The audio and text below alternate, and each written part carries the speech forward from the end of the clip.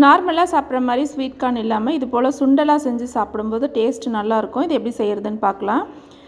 ஒரு இட்லி பாத்திரத்தில் ஒரு முழு ஸ்வீட் கார்ன் உரித்து வச்சுருக்கேன், அதை சேர்த்துக்கலாம். நீங்கள் முழு கார்னே குக்கரில் வேக வச்சு வேணாலும் செஞ்சுக்கலாம்.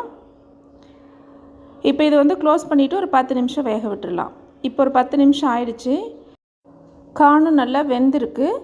இப்போ இதை நம்ம ஸ்டவ் ஆஃப் பண்ணிவிட்டு ஆற வச்சிடலாம்.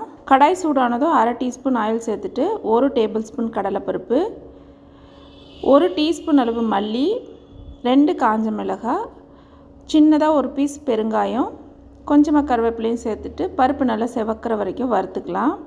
இது போல் நல்லா செவந்து வந்ததும் 1 டீஸ்பூன் அளவு வெள்ளை எள்ளு சேர்க்குறேன். நீங்கள் கருப்பு எள் வேணாலும் சேர்த்துக்கலாம். இந்த எள்ளு பொரியிற அளவுக்கு இது நல்லா வறுத்துக்கலாம்.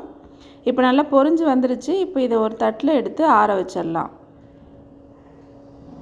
இப்போ இந்த ஆற வச்ச பருப்பை ஒரு மிக்ஸி ஜாரில் சேர்த்துட்டு இது நல்லா பவுட்ரு பண்ணிக்கலாம். ரொம்ப நைஸாக இல்லாமல் லேசாக கொரகொரப்பாக இது மாதிரி புடச்சி எடுத்து வச்சுக்கலாம். அதே கடாயில் 2 டீஸ்பூன் அளவு கடலை எண்ணெய் சேர்த்துக்கலாம். எண்ணெய் சூடானதும் 1/2 ஸ்பூன் கடுகு சேர்த்துட்டு கடுகு நல்லா பொரிஞ்சதும் கொஞ்சமாக கருவேப்பிலை சேர்த்துடலாம். இப்போ இதில் வேக வச்ச கார்ன் சேர்த்துக்கலாம். கார்னுக்கு தேவையான அளவு தூள் உப்பு சேர்த்துக்கலாம். கார்னில் லைட்டாக ஈரப்பதம் இருக்கும், அதனால் இது லேசாக வறுத்துக்கலாம். இப்போ ஈரப்பதம் போனதும் நம்ம ஏற்கனவே அரைச்சி வச்சுருக்கிற பொடியை சேர்த்துக்கலாம்.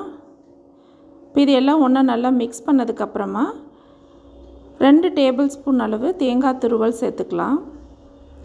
கூடவே கொஞ்சமாக மல்லித்தலையும் சேர்த்துட்டு லைட்டாக சூடாகிற அளவுக்கு இது பரட்டி விட்டோம்னா சுவையான ஸ்வீட் கார்ன் சுண்டல் ரெடி. இந்த ரெசிபியை நீங்களும் ட்ரை பண்ணி பாருங்கள். இந்த வீடியோ உங்களுக்கு பிடிச்சிருந்தால் சேனலை சப்ஸ்கிரைப் பண்ணுங்கள். கூடவே பெல் ஐக்கானை கிளிக் பண்ணுங்கள். தேங்க்யூ ஃபார் வாட்சிங்.